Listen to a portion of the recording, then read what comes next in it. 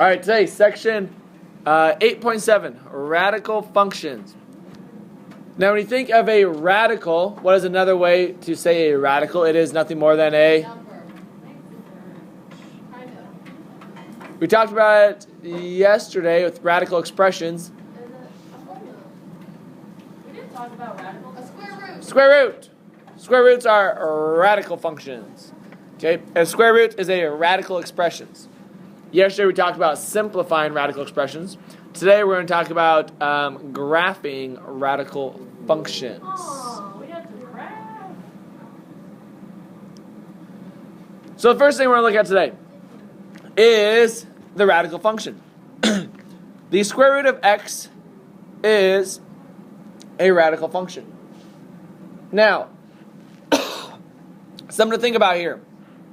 In a square root, what is the smallest real number?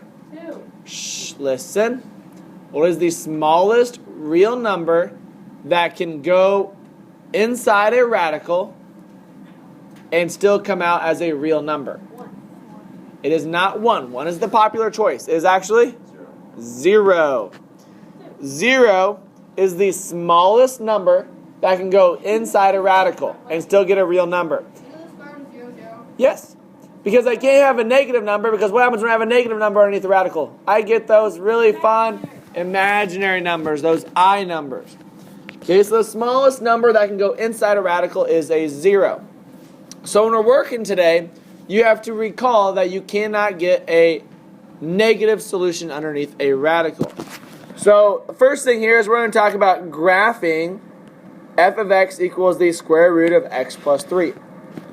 Now, remember, the smallest number you can get underneath the radical is 0. So what's the smallest value of x that you can plug in to get you to 0, essentially? -3.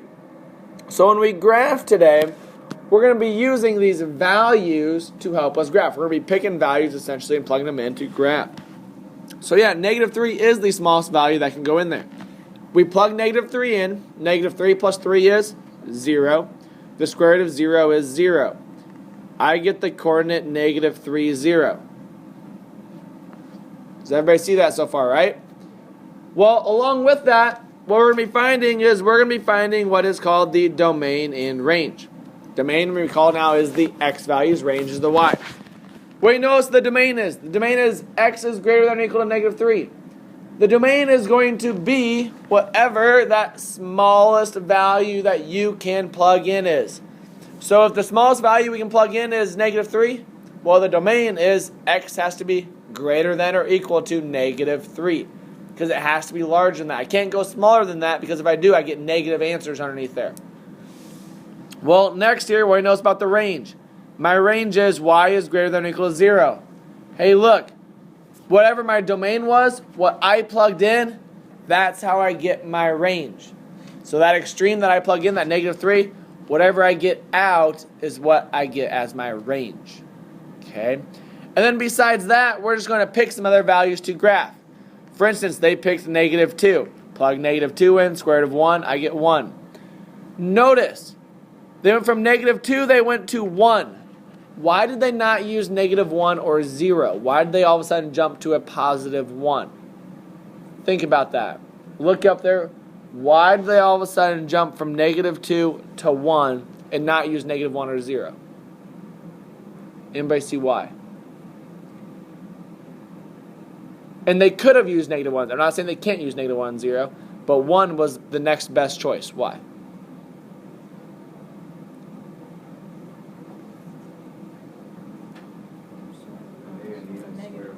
Yes, it makes it a perfect square. When I plug 1 in, I get the square root of 4. Do we all know what the square root of 4 is? 2. It makes it easier. If I plugged in 0, well, then I got 3. Do we know what the square root of 3 is off the top of our head? No, that makes it a little harder to graph. Okay? All right. So again, we're going to be looking at this today, and we're going to be picking values. After 1, notice they picked 6. Again, why did they pick 6? Because then we got another perfect square in there. 6 plus 3 was 9. So the x values you pick, make sure they are compatible values.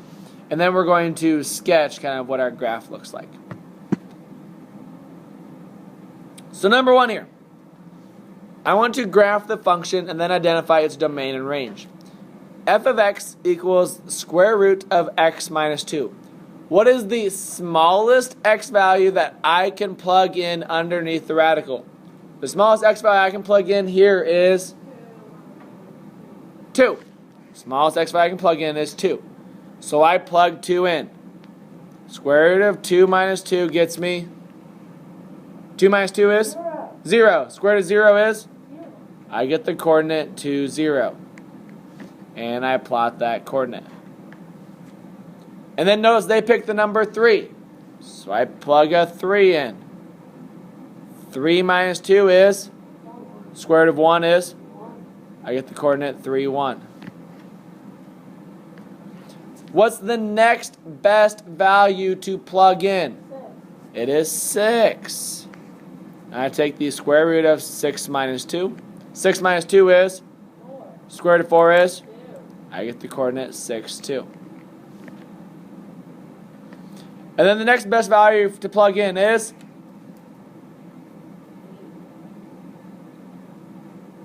What's the next best x value? What'd you say? 11. Because then 11 gets us to 9. Square root of 9 is? So I have 11, 3. So my graph is going to look something like that. Great. Now, what is my domain? What is the smallest x value that I could plug in there? Gavin, what was the smallest x value? So my domain is x is greater than or equal to 2. When I plug 2 in, what did I get out? I got y is greater than or equal to?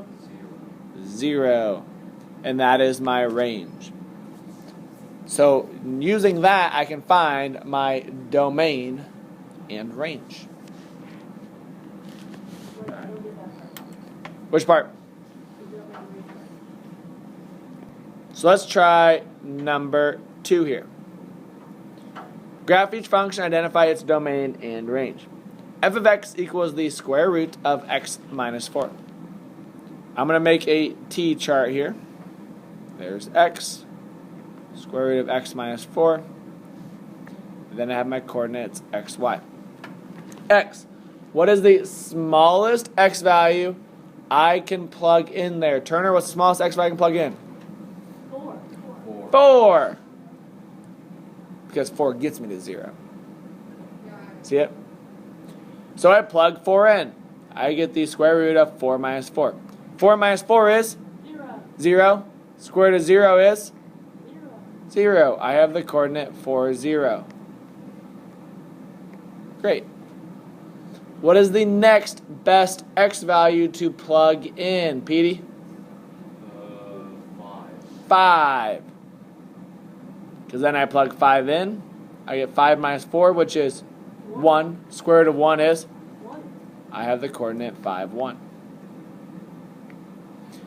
My next best x value would then be 8. Because 8 minus 4 is 4. The square root of 4 is? I get the coordinate 8, 2, and I'm going to stop right there just because I'm running out of room in my graph. So what is my domain and range here? What is the smallest x value I can plug in, Gabby? So my domain is x is greater than or equal to 4, which means my range is what then, Emily?